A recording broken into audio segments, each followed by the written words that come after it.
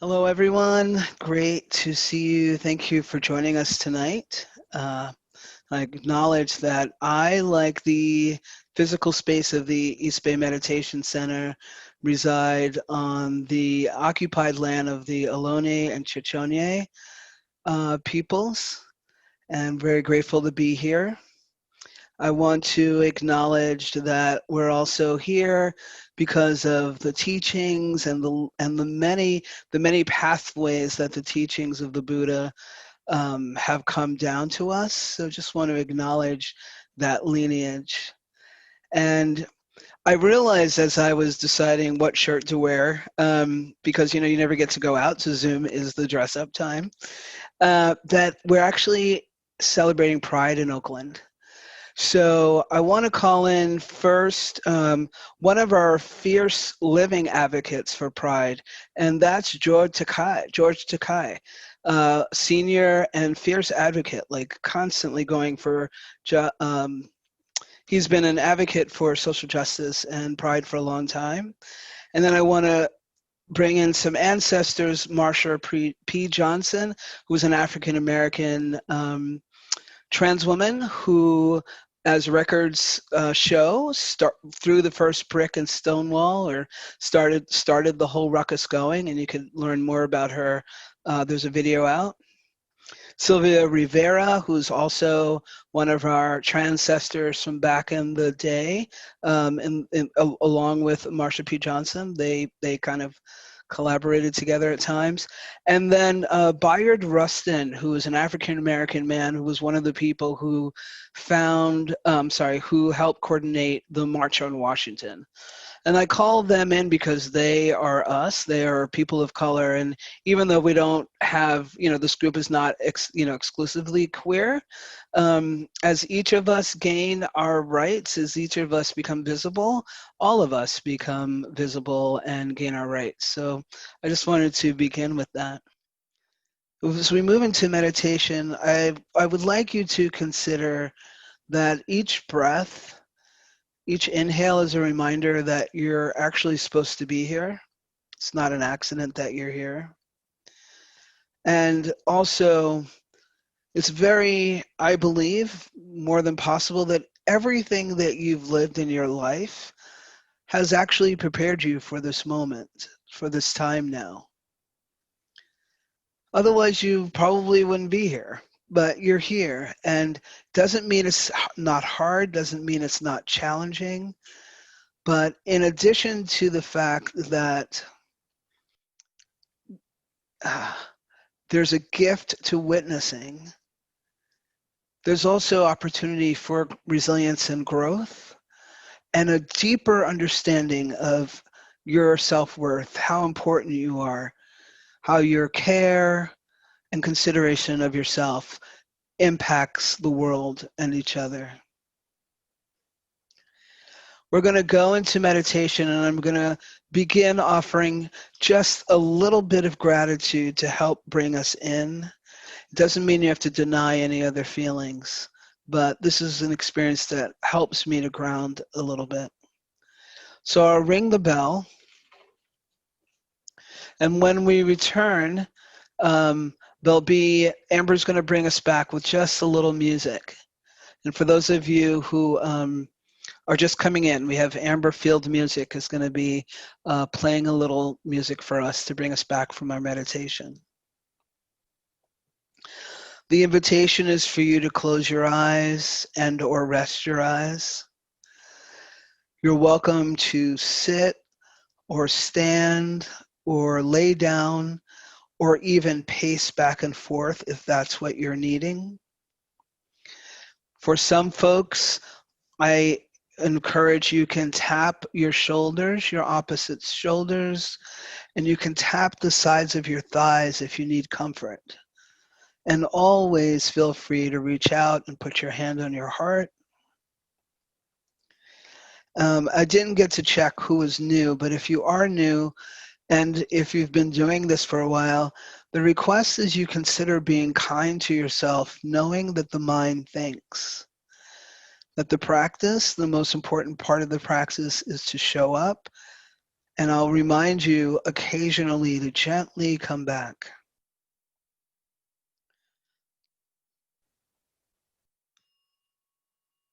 Oops, I don't know if you heard that. So please find yourself in a comfortable position, whatever level of comfort is available for you right now.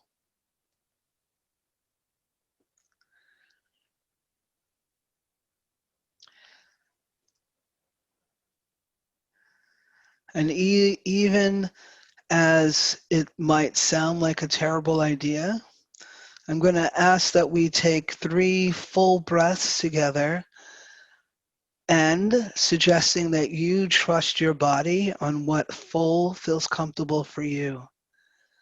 So we'll breathe in 1 full breath, allowing our belly to open and receive. And as we breathe out, we might pull our belly in, emptying the contents of our lungs as possible. And we'll do that 3 times with a hold at the top. Please feel free to go at your own pace. Breathing in, hold, and breathing out. Push, push, push, push. Breathing in, and hold, and breathing out. Letting go, letting go, letting go. Breathing in, and releasing your shoulders as you exhale. Noticing sensations in your body.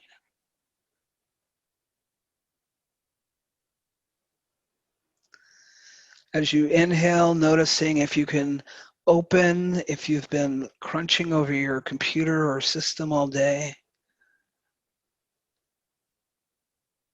And breathing out, releasing your body a little bit more to the planet, to the earth.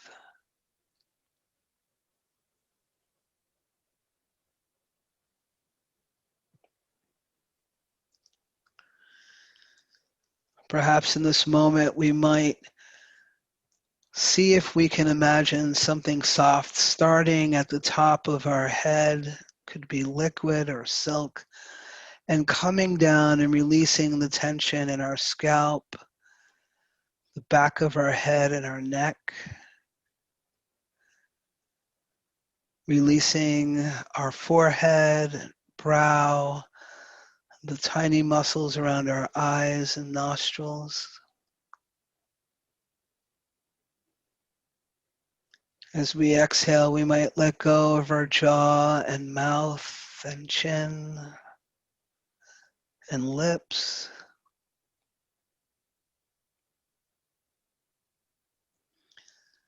Inhaling as we're comfortable, allowing our neck to be upright.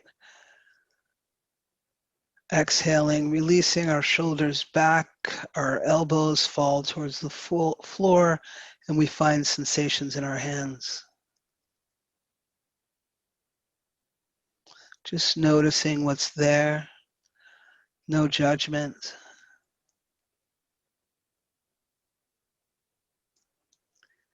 Breathing in as we're able, filling our chest and belly with ease, just whatever quote unquote regular might be for you at this time. Exhaling, releasing our hips and thighs and buttocks to the seat or the ground or towards gravity.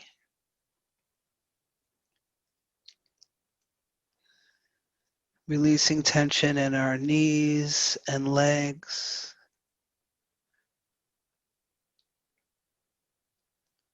Finding our feet, we might splay our toes for a moment and let them wiggle back and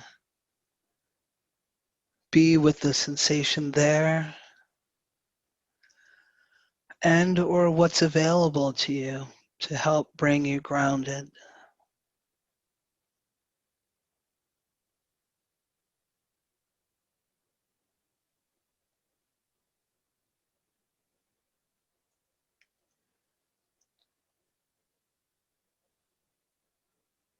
At any time, you can touch your heart or belly if you need care.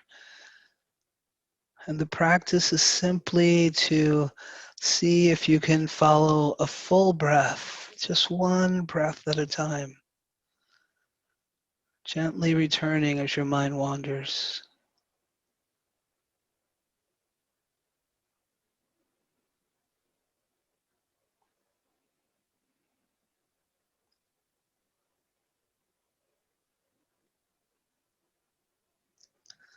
And alas, if your breath is not a place for you to ground, you might experience hearing without listening, without clinging to the sound, just hearing what arises in your practice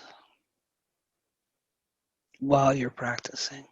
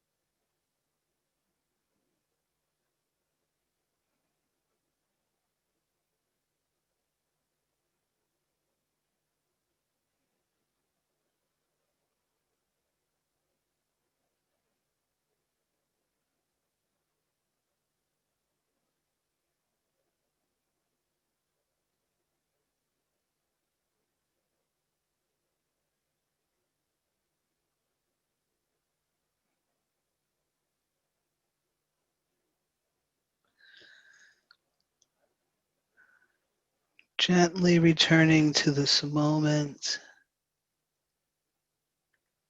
And if it's safe for you, your breath, hearing, or your body, wherever you can find comfort in this moment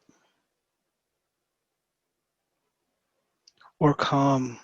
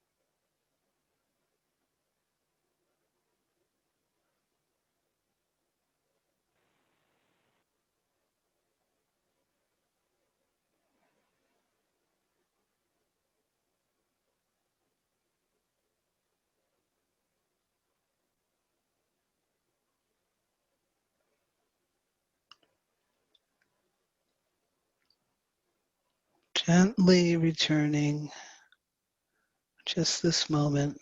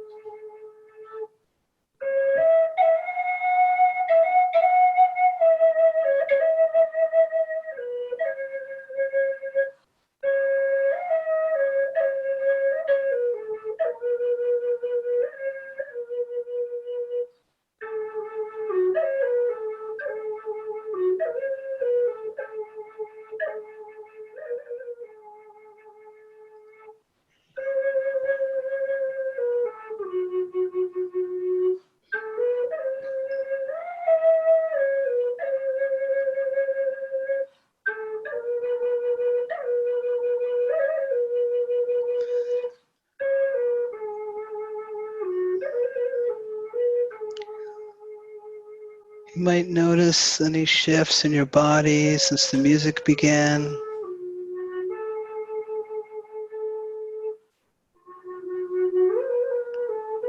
Perhaps tones touching different parts of your experience.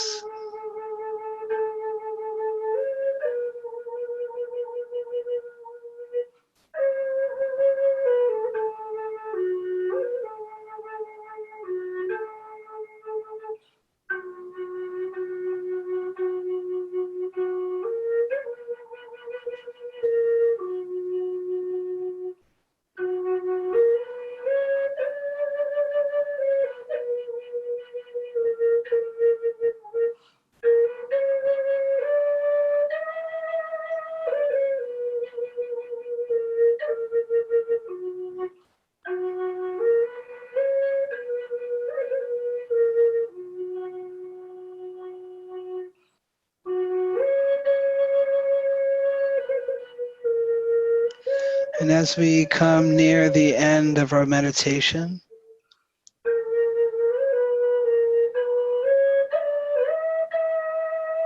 if it's possible for you, just take a moment, a bit of energy for appreciating yourself, for showing up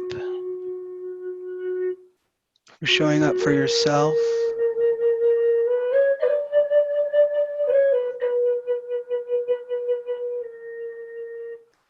Acknowledge that your presence helped create this space.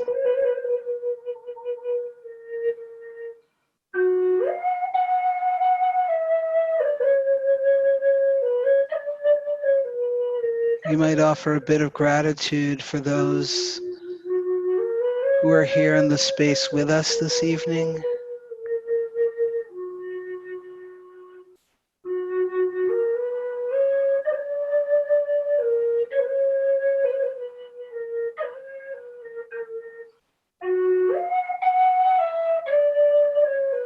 In our kindness practice, acknowledging that the practice is to show up and there is no good or bad practice.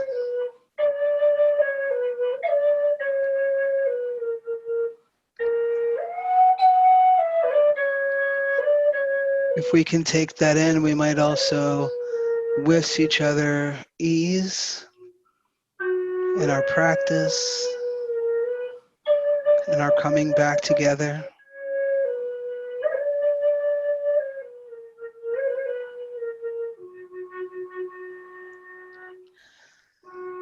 If energy allows, we might send out some warm wishes of safety and ease for all the people of color everywhere, including here in the Bay Area or wherever your town is that might be suffering.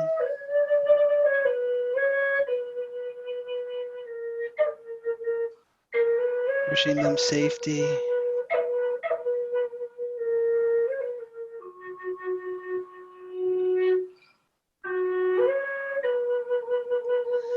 And if you allow life to come in with this next breath with a little love and rejuvenation, you may also wish all beings without exception safety, ease, wellness.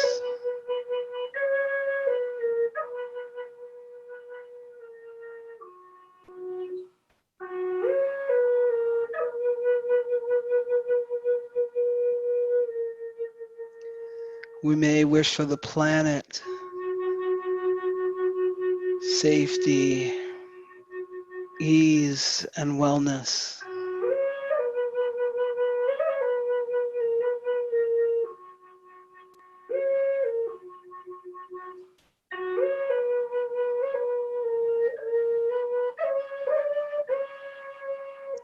And as we come to the close,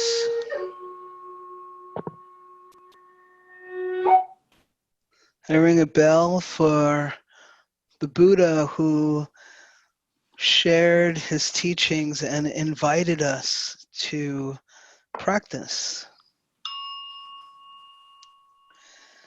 And I ring a bell for the Dharma, the teachings, life itself. And alas, I ring a bell for all of us here and all of us globally, the Sangha, the community, the tribe of people on a path to awakening.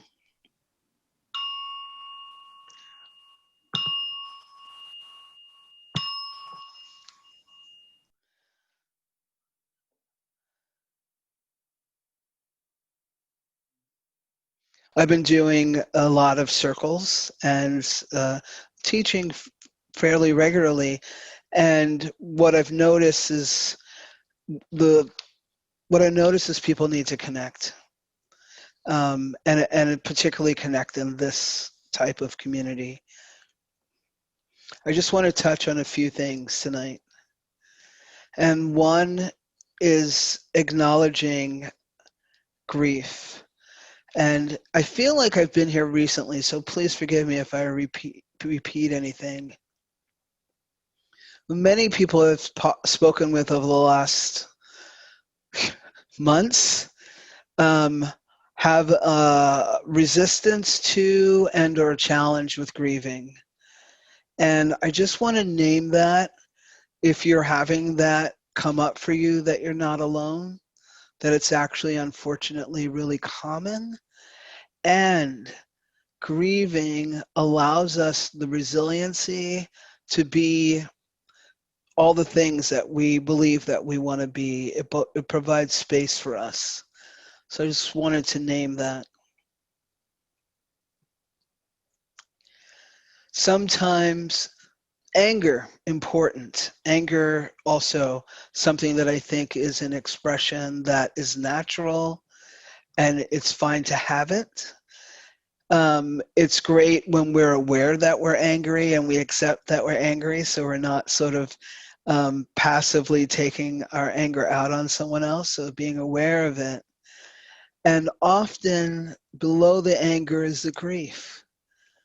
And again, that the importance of recognizing that and letting and allowing that to flow.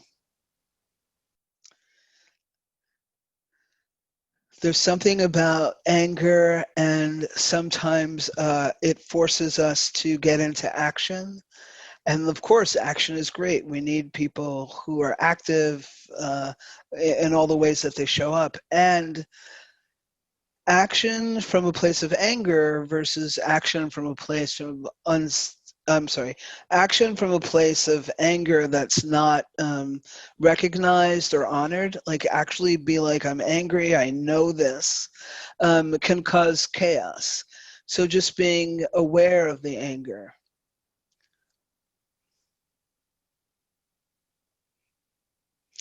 And I'm aware that there's something I really wanted to talk about, but I forgot.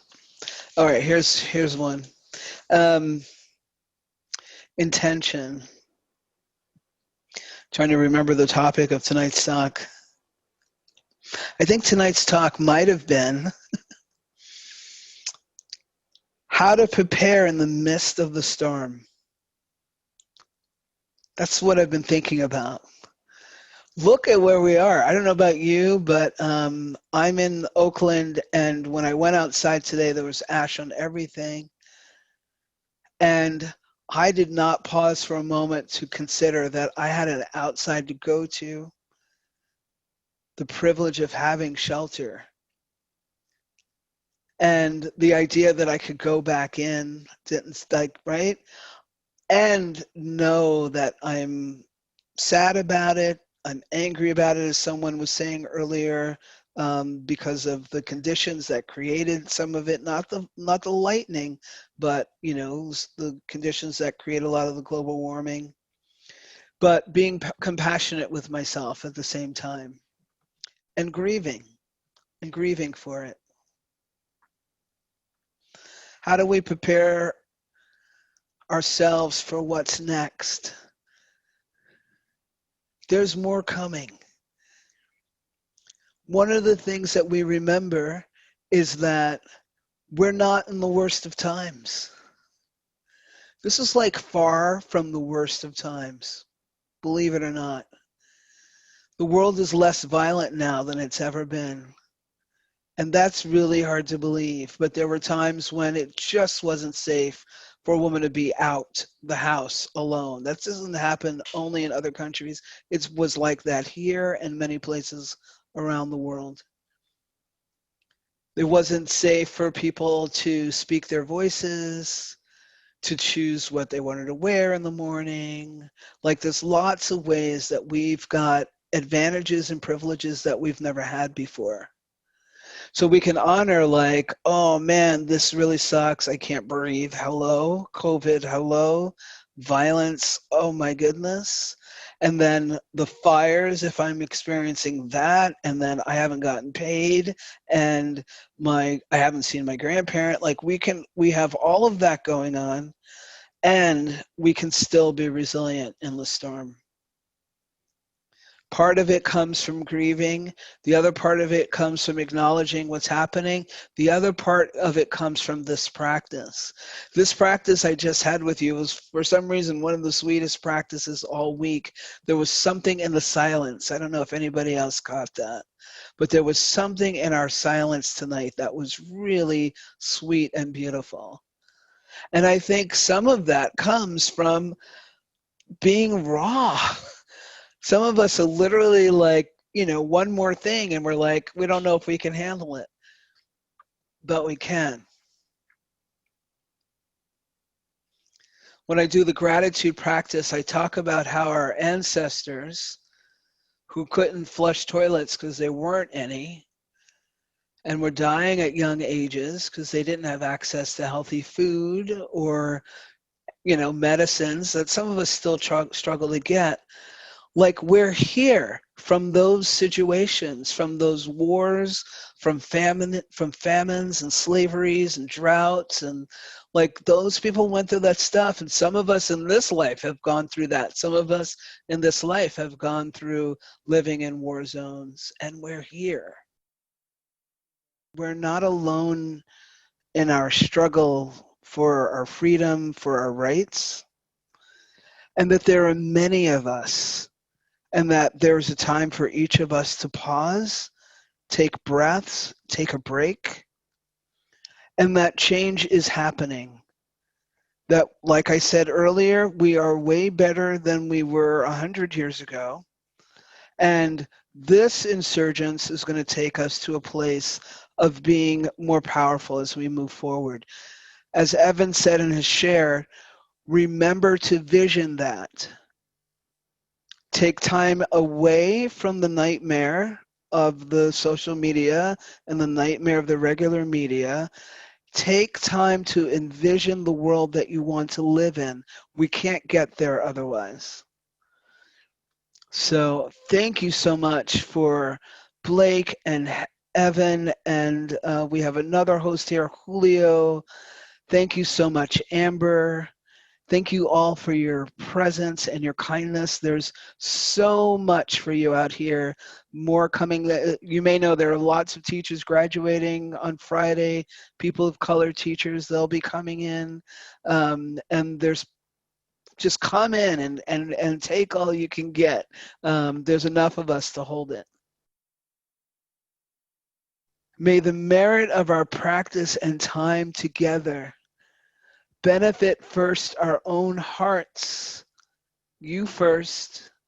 May it benefit all beings everywhere. May we be safe, well, and free.